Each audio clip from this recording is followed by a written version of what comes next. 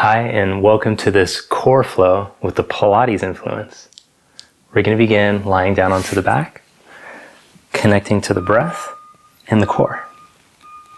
So as you lie down here, feel neutral spine and breathe into your side ribs and let it out. Now to come up, instead of cranking your neck up, let's, like a paper towel roll the ears towards the chest. Roll the chest towards the hips. This is your strong position. You can hold from here to practice.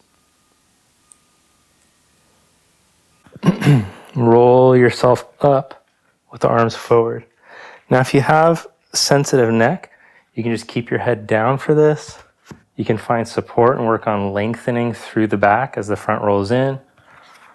But we're going to hug the right shin to the chest as the left leg reaches forward, keeping the lower back down, and then change sides. So this is just we've done the hollow body hold. This is an active hollow body hold where we're seeing if we can then pump the legs. That's a fancy way of saying that we're doing Pilates. No, it's a very effective method to making the hollow body hold more challenging.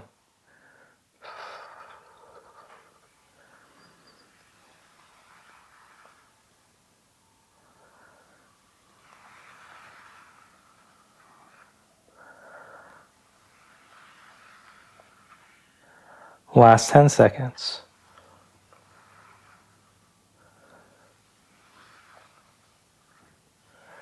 Good, then lower yourself down.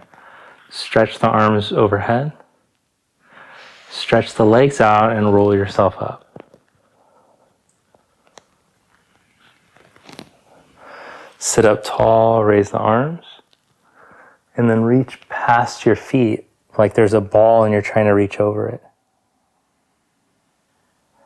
Come back up, place your hands a foot behind you, roll your heart open, then bend the knees, lift up and down 3 times.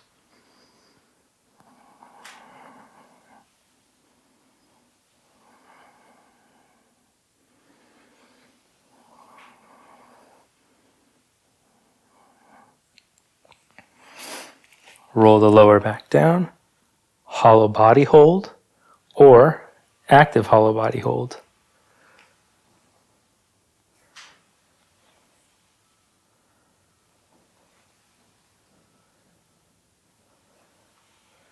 Can add on with a straightening of the top leg.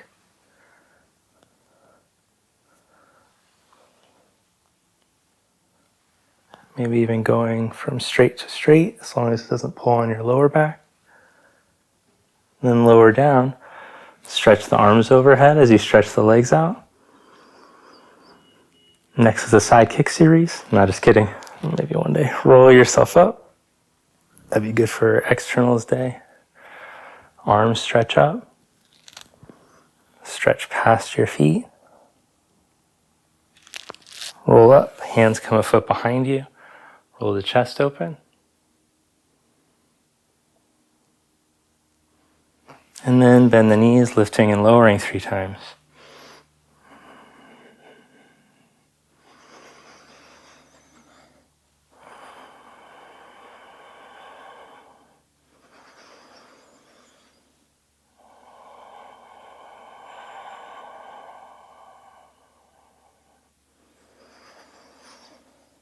Good, roll back to your lower back and take hollow body hold or active hollow body hold. Or if you'd like, you can do a little Sidekick series.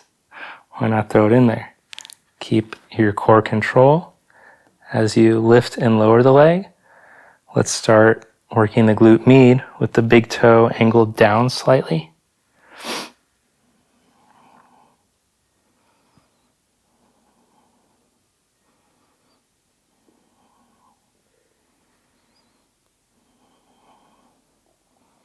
And then with the big toe angled up to work more glute max.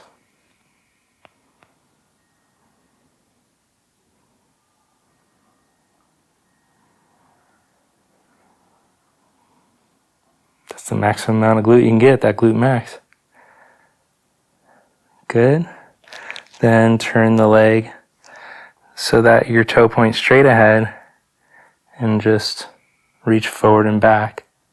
As you're reaching back, you're using your buttock to stop the lower back from moving, so the buttock engages as you reach back. That should provide the front of the hip stretch. Let's change sides.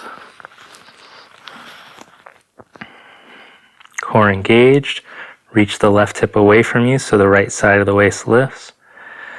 Working the glute med to start with the big toe angled down slightly, and you're squeezing up and then controlling down. Focus on these muscles squeezing to lift the leg as opposed to just swinging the leg, and that should give you much different feedback.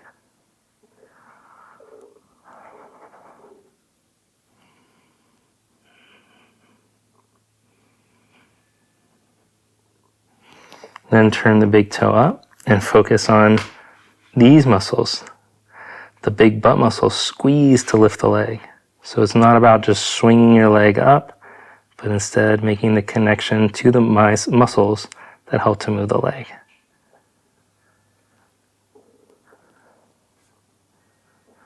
That's a little different, huh? Feel that? Okay, then with the big toe pointing forward, we'll reach forward and back. So you reach back, the butt squeezes.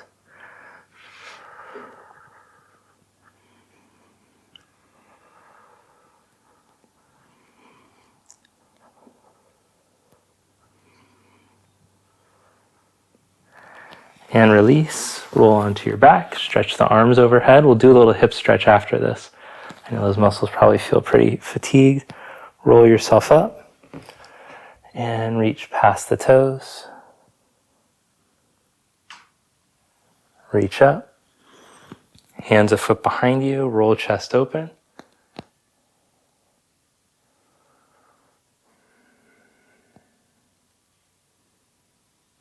And then bend the knees, lift and lower 3 times.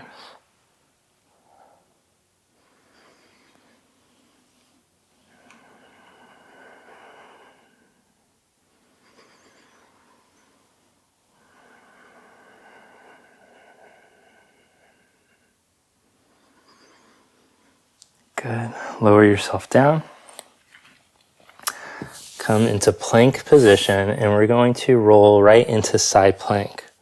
Right hand, right knee down, or full side plank. Or you can go elbow down if it bothers your wrist. So I'll leave it up to you which one you want to do.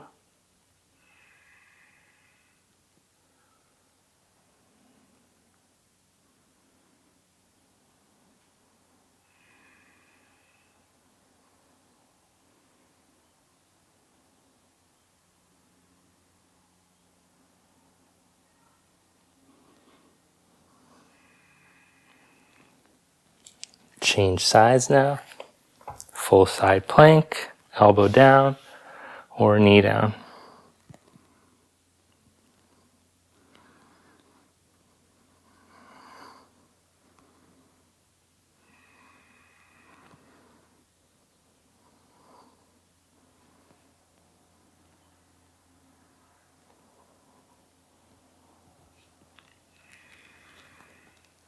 Nice job, release that.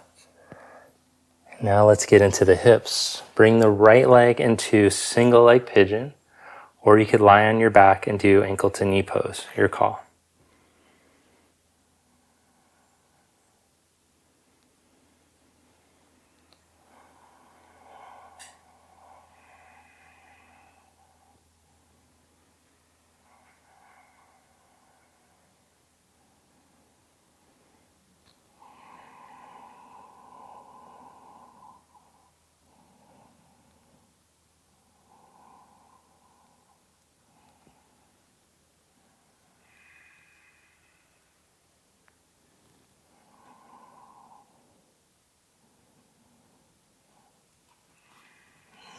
Change legs.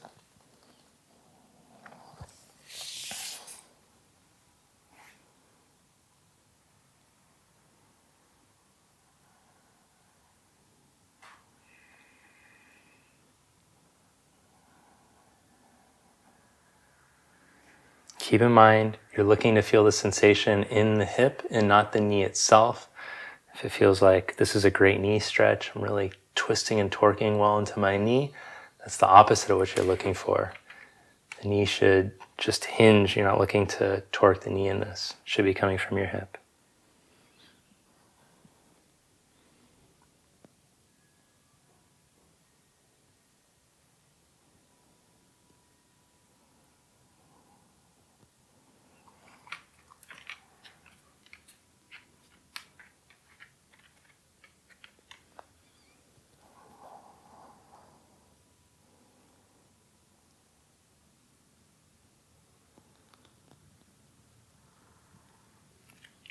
Good. Now, if you're in a single leg pigeon, you can just sit over onto your left hip, bring the right leg around, and cross the right ankle on the outside of the left knee.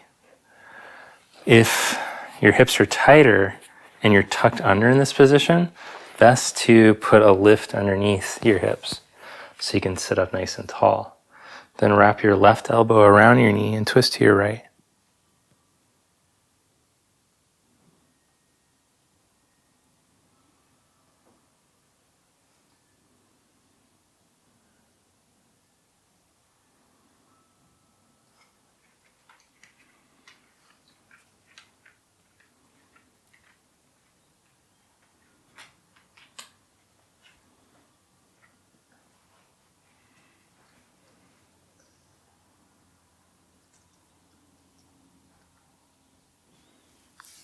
Good. Release that. Change sides.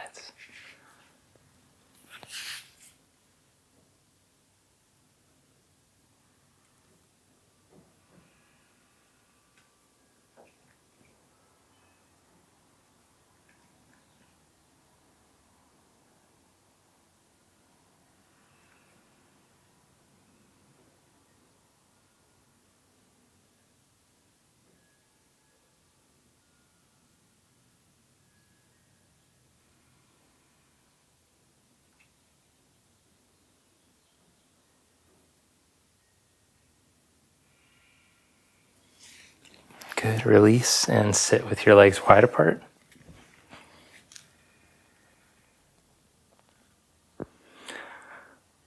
Bring your left leg into Jana Shirshasana position, heel towards the pubic bone.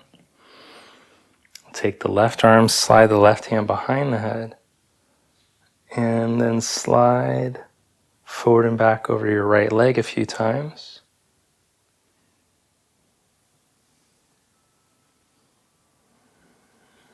And then hold your stretch.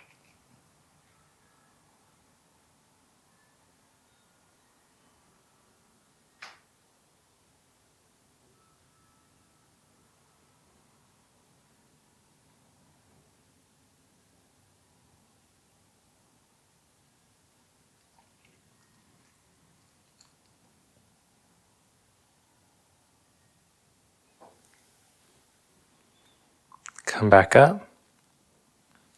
Release. Change sides.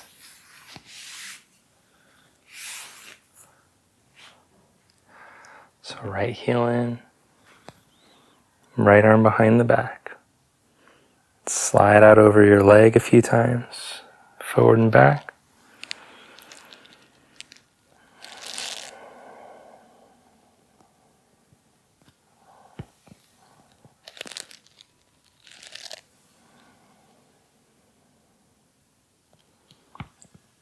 And then hold.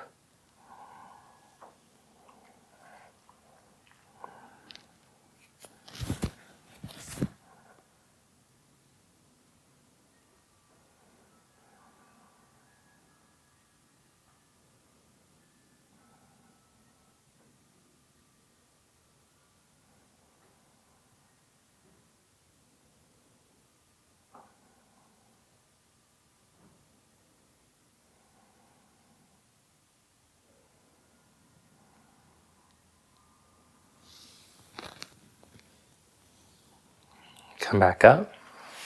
Take Baddha Konasana legs, soles of the feet together, and knees wide apart. Now if you'd like, you can just finish here with a 10 breath seated meditation. if you're pressed for time. Otherwise, you could finish with me in Shavasana after this.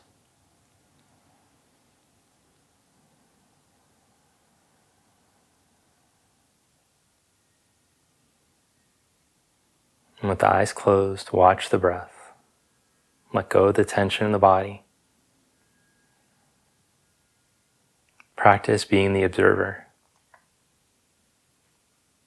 Be the witness of the thoughts instead of being the thoughts. Anchor yourself inward in the sensations in the body and the flow of the breath.